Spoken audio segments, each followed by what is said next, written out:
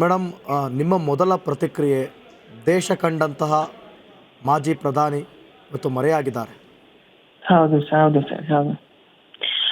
ಆ, ಬಹಳ ಬೇಸರ ಆಗ್ತದೆ ಸರ್. ಯಾಕಂದ್ರೆ ನಮ್ಮ ದೇಶದ ವಿಶೇಷವಾಗಿ ನಮ್ಮ ಕಾಂಗ್ರೆಸ್ ಪಕ್ಷದ ಆ, ನಾಯಕರು ಬಹಳ ಸಜ್ಜನ ವ್ಯಕ್ತಿ.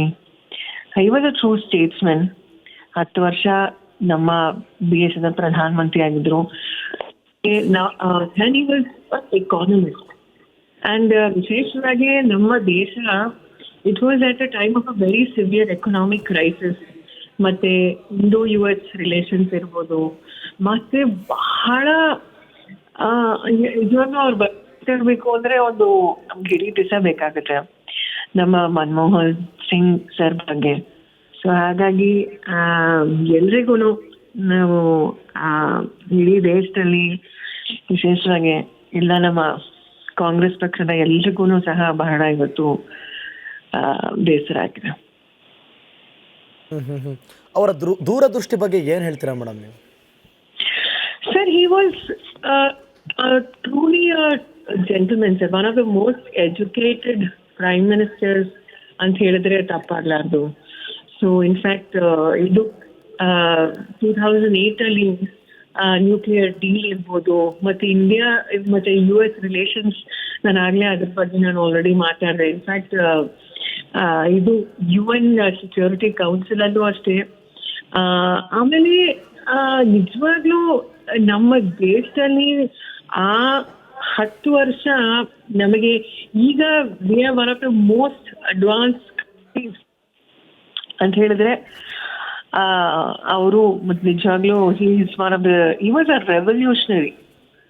ಸೊ ನಿಜವಾಗ್ಲೂ ಅವರು ಬಹಳ ಒಂದು ದೂರದೃಷ್ಟಿ ಇಟ್ಕೊಂಡು ಪ್ರತಿಯೊಂದು ಅಷ್ಟೇ, ಫೈನಾನ್ಷಿಯಲ್ ಇಶ್ಯೂಸ್ ಇರ್ಬೋದು. And as a finance minister he was an economist and he was extremely well educated. ಎಲ್ರೂ ಒಟ್ಟಿಗೆ ಕರ್ಕೊಂಡು ಹೋಗ್ತಿದ್ರು. ನಾನು ಪ್ರತಿಯೊಂದು ಆಸ್ಪೆಕ್ಟ್ ಅಲ್ಲೂ ಸಹ ನಿಜವಾಗ್ಲೂ ನಮ್ಮ ದೇಶವನ್ನ ಬಹಳ ಒಂದು ಮುಂದೆ ತಗೊಂಡು ಹೋದ್ರು ಅವರು ಒಬ್ಬ ಪ್ರಧಾನ ಮಂತ್ರಿಯಾಗಿ. ಸೊ ನಿಜವಾಗ್ಲೂ ಅವ್ರ ಬಗ್ಗೆ ಮಾತಾಡಬೇಕು ಅಂದ್ರೆ ಇಡೀ ದಿವಸ ಬೇಕಾಗುತ್ತೆ. ಆಮೇಲೆ ನೋಡಿ ಮೇಡಮ್, ಅವರ ಪದವಿ ಮತ್ತು ಹುದ್ದೆಗಳು, ಎಲ್ಲರೂ ನಾವು ಪ್ರಧಾನಮಂತ್ರಿಯಾಗಿ ಮಾತನಾಡ್ತಾ ಇದ್ದೀವಿ, ಅವರ ಪದವಿ ಮತ್ತು ಹುದ್ದೆಗಳನ್ನ ಒಂದು ಸಲ ಆ ಹಿಸ್ಟ್ರಿನ ತೆಗೆದು ನೋಡಿದ್ರೆ ಎಷ್ಟು ಎಜುಕೇಶನ್ ಹೊಂದಿರುವಂತ ಒಬ್ಬ ನಾಯಕ ಅಂತ ಅನ್ಸುತ್ತೆ. ಏನ್ ಹೇಳ್ತೀರಿ? ಹೌದು ಸರ್, ಹೌದು. He was one of the most educated prime ministers. Yes sir. ಆಮೇಲೆ ನಾವು ಪ್ರಧಾನಮಂತ್ರಿಯಾಗಿ ಮಾತಾಡ್ತಿದ್ದೀವಿ, ಜೊತೆಗೆ ರಾಜ್ಯಸಭೆ ವಿಪಕ್ಷರಾಗಿ ಕೂಡ ಕೆಲಸ ಮಾಡಿದ್ರು. ಆಗ ಹೇಗಿತ್ತು ಮೇಡಮ್ ಇವ್ರ ವರ್ಚಸ್? ಸರ್, ಅವ್ರ ಕಾಂಟ್ರಿಬ್ಯೂಷನ್ ಬಹಳ ಇತ್ತು ಸರ್, ನಿಜವಾಗ್ಲೂ ಹೇಳ್ಬೇಕು ಅಂದ್ರೆ. ಅಂಡ್ ಇನ್ಫ್ಯಾಕ್ಟ್ ಅದಾದ್ಮೇಲೆ ಅಷ್ಟು ವರ್ಷ ಅವ್ರ ಕಾಂಟ್ರಿಬ್ಯೂಷನ್ ಇಷ್ಟಿತ್ತು ಅಂತ ಅದಾದ್ಮೇಲೆ ನಮ್ಮ ಸೋನಿಯಾ ಗಾಂಧಿ ಮೇಡಮ್ ಅವ್ರ ನೇತೃತ್ವದಲ್ಲಿ ನಮಗೆ ಮೆಜಾರಿಟಿ ಸಿಕ್ತು. ಸೊ ಅವ್ರ ನಾಯಕತ್ವದಲ್ಲಿ ಎಲ್ರೂ ಸೇರ್ಕೊಂಡು ಅವರು ಒಬ್ಬ ಪ್ರಧಾನ ಮಂತ್ರಿ ಆದ್ರು. ಸೊ 10 ವರ್ಷ ನಿಜವಾಗ್ಲೂ ಬಹಳ ಒಂದು ಒಳ್ಳೆ ಕೆಲಸ ಮಾಡಿದ್ರು ನಮ್ಮ ಇಡೀ ದೇಶಕ್ಕೆ ಇರ್ಬೋದು. ಅಂಡ್ ಟುಕ್ ಆ ಕಂಟ್ರಿ ಕಂಟ್ರಿ ಆಟ್ ಒಂದು ನ್ಯಾಷನಲ್ ಸ್ಕೇಲ್. ಈಗ ನಾವು ನಿಜವಾಗ್ಲೂ ನಮ್ಮ ಭಾರತ ಒಂದು IT BT ಇರ್ಬೋದು, ಸಿಲಿಕಾನ್ ವ್ಯಾಲಿ ಅಂತ ಈಗ ನಮ್ಮ ಬೆಂಗಳೂರು ಇರ್ಬೋದು. ಆಗ it is actually because of all of those policies. ಈ ಸಂದರ್ಭದಲ್ಲಿ ಮೇಡಮ್, ಯಾವ ಅವರ ಯೋಜನೆಗಳನ್ನ ನೀವು ನೆನೆಸ್ಕೊಳ್ಳೋದಕ್ಕೆ ಇಷ್ಟ? ಸರ್, ಒಂದು ನಿಮಿಷ ಸರ್, ನನ್ನ ಕಾಲ್ ಬರ್ತಿದೆ. Okay okay okay okay carry on madam. Thank you Republic Kannada ಜೊತೆ ಮಾತನಾಡೋದಕ್ಕಾಗಿ. ನಿಜವಾಗ್ಲೂ ಕೂಡ ಅವರ ಪದವಿಗಳು ಮತ್ತು ಹುದ್ದೆಗಳನ್ನು ಒಂದು ಸಲ ತೆಗೆದು ನೋಡಿದಾಗ ಅದನ್ನು ಹೇಳೋದಕ್ಕೂ ಕೂಡ ಸಮಯ ಇಲ್ಲ. ಅಷ್ಟರ ಮಟ್ಟಿಗೆ ಅವರು ತಮ್ಮ ಎಜುಕೇಷನನ್ನು ಮುಂದುವರಿಸಿದ್ದಾರೆ. ಅರ್ಥಶಾಸ್ತ್ರದಲ್ಲಿ BA ಪದವಿ ಪಡ್ಕೊಂಡಿದ್ದಾರೆ 1952ರಲ್ಲಿ.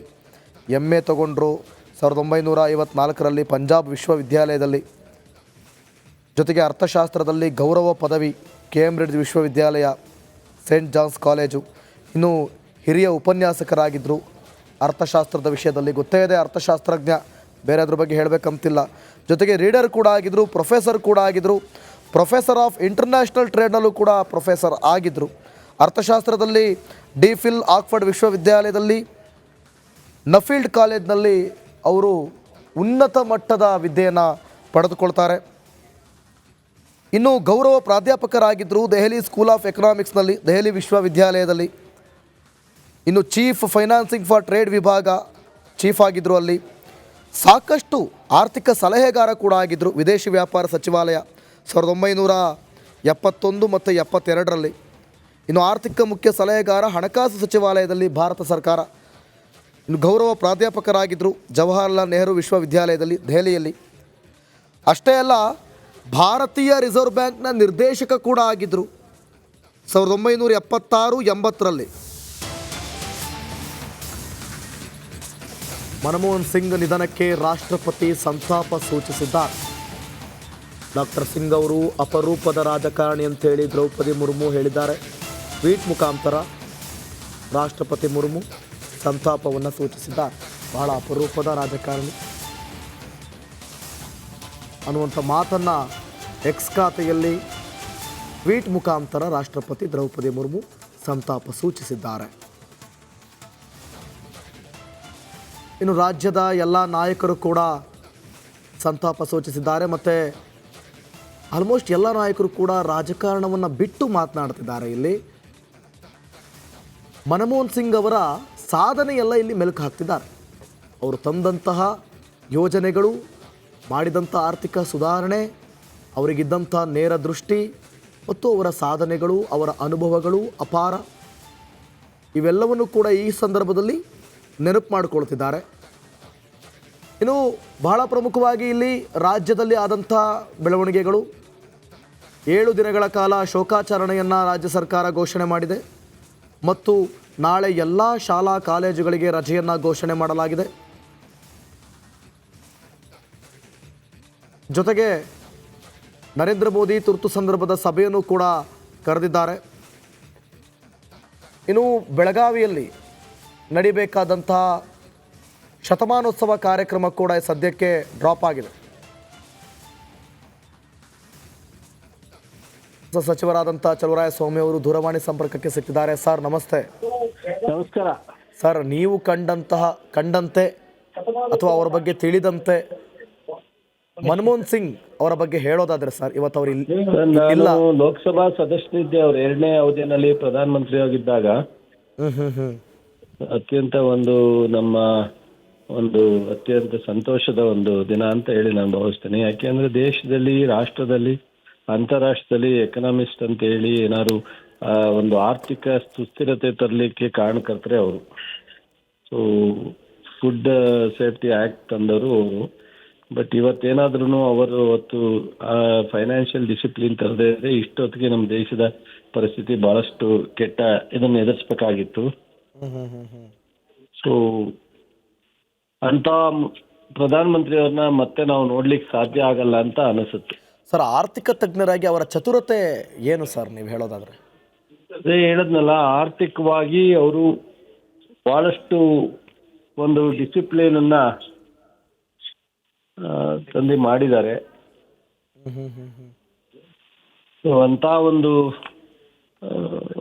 ದೊಡ್ಡ ಮನುಷ್ಯ ಇವತ್ತು ಕಳ್ಕೊಂಡದು ಏಜು ಎಲ್ರಿಗೂ ಸಹಜವಾದಂತ ಸಾವು ಬರುತ್ತೆ.